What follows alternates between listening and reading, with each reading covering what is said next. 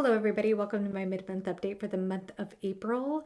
Not much to report here, except that I'm almost finished with my reread of A Storm of Swords. I've been reading this for such a long time. I'm reading it on my Kindle, the illustrated version, and I'm not somebody who could speed read, so it just takes me longer than most people, I think, especially if I don't have an audiobook to accompany me, and I just refuse to listen to the audiobooks of this series, at least for this reread. Maybe sometime in the future, if I do a third reread someday, I'll try the audiobooks. But I've just heard enough things to think I'd really rather just experience it with my eyes. The voices, the dialogue that Martin does is so distinct to me. I feel like I could hear the voices perfectly in my mind. And this particular reread has just been so incredible. And I know I keep gushing and I keep saying it and I sound redundant, but seriously, this series is so amazing. I'm almost tempted to say it's underrated, even though it's the most celebrated fantasy series ever, at least of our generation, aside from Lord of the Rings. I still feel like more people should pick it up. And I might be talking about it again in another video. I might be doing another video on A Storm of Swords specifically. Well, I haven't done a video on A Storm of Swords, but I did do a video on A Game of Thrones, and I did do a prologue gush video on the second book, A Clash of Kings. So I have an idea of a video I might do for A Storm of Swords that might involve characters. So stay tuned. I'm not sure if I will do it. I'm hoping to do it.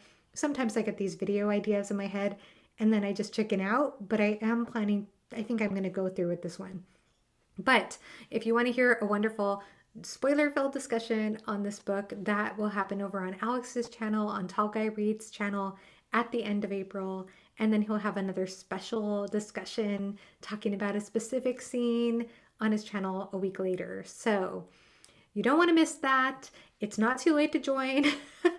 I don't know, maybe it is too late to join for some people. But if you ever decide in the future you want to reread A Song of Ice and Fire, I highly encourage you to do so.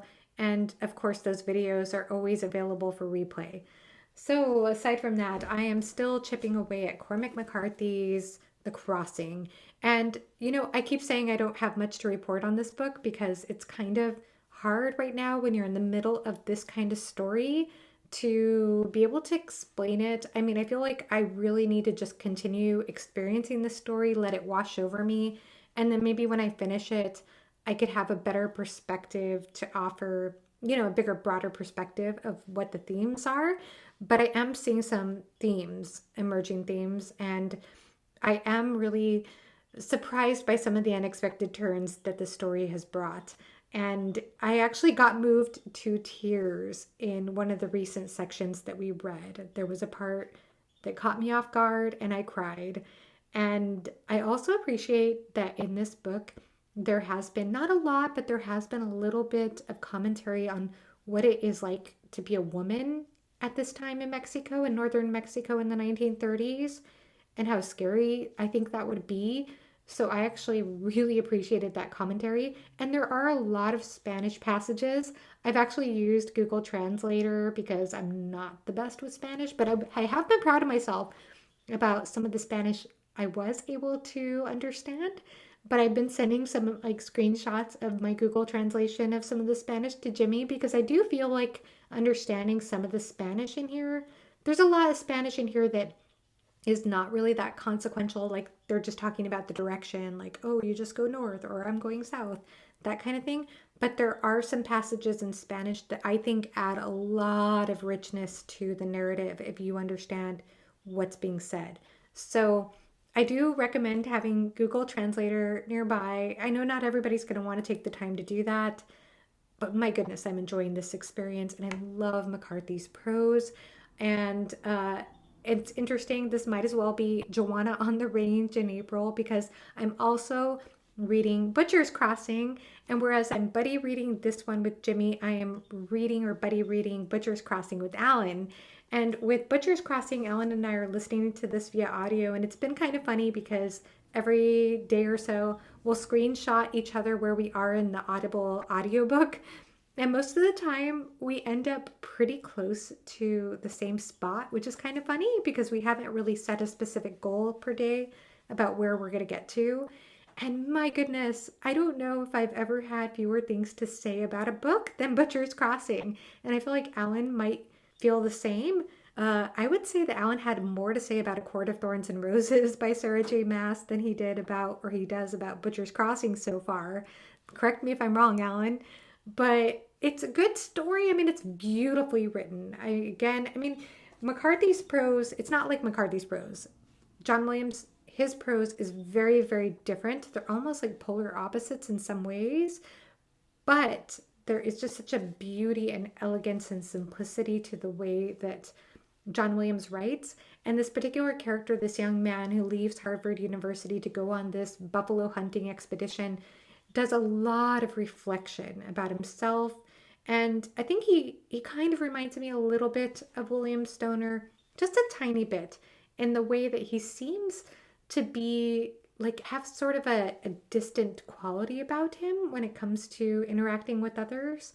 He doesn't seem to let people in or go towards others in a way, but at the same time, there is a depth there. And he does seem like he's trying to learn things about himself, and he's learning things about himself and others as he's on this expedition.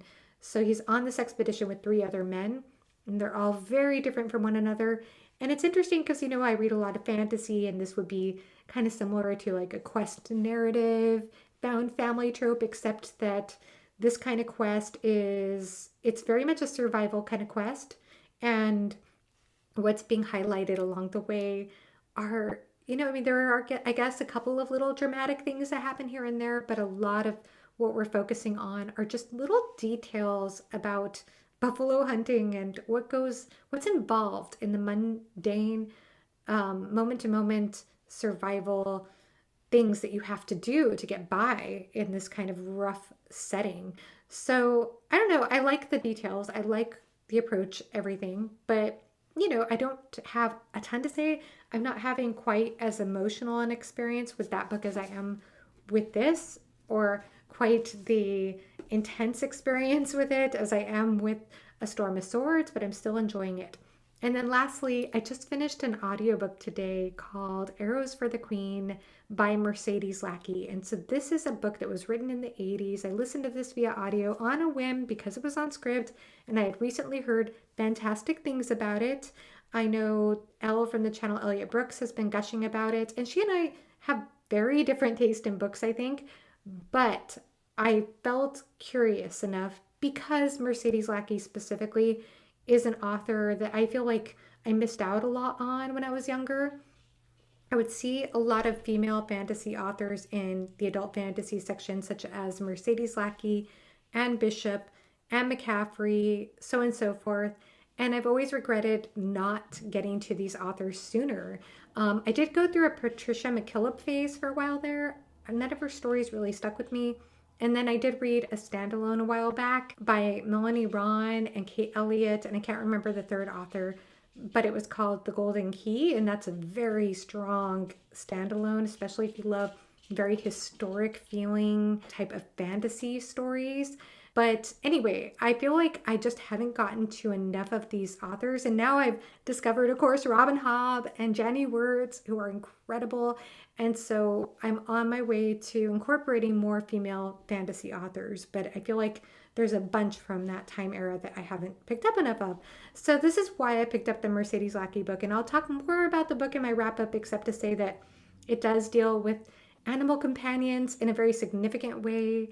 It deals with empathy kind of magic. So if you liked that in Farseer, or even in Philip Chase's The Way of Edan trilogy, this might appeal to you. It's very different than in those series, of course.